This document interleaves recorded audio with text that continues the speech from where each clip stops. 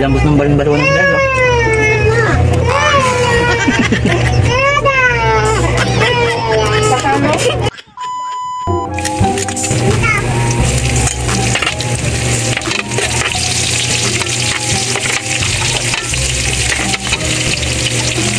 Tanlad.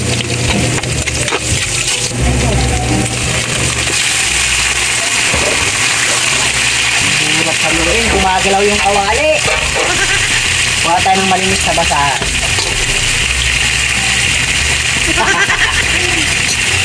Huwag na kayo magtutubig, nagtutubig na lang yung manok eh. Yes, kasi pag kinubigyan niya yan, matatagalan lang kayo. Takpan natin. Asin. Saan nakalagay yung asin?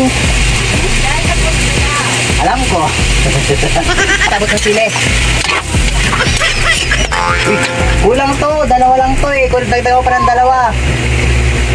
Para masarap. Isa na lang pala. Sili.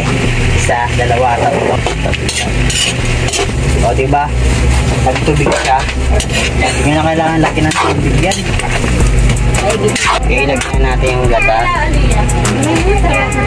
Lagay niya yan habang hindi pa gaano malambot yung manok. Kasi pag sobrang lambot na ng manok yung sa kanya sa gagatan, durog na yan mga lord. Saluin nyo lang.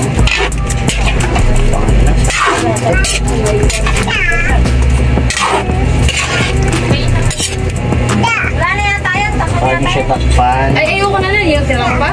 Ay, ayoko na yan. Bibita ko nga. Hanggang sa matuyo. Ito na guys, tuyo na siya. Medyo matutuyo na. Ilagay na natin yung daon ng sili.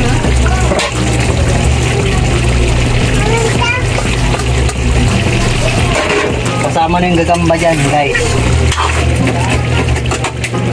Ito na. Ito lang kasimple yan.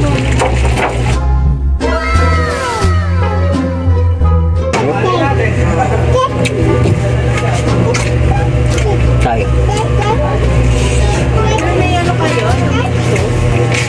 Sarap.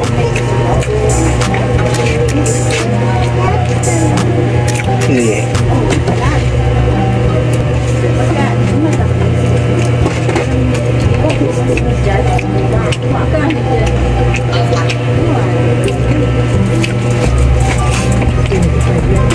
Tawa ko sa balon-balon. Malambot talaga siya guys, nadulas lang sa kamay ko. Saan nyo? Ay, modern naman tayo na doon si ano. Yan na, balon-balunan yan. Oh, modern? Ano na?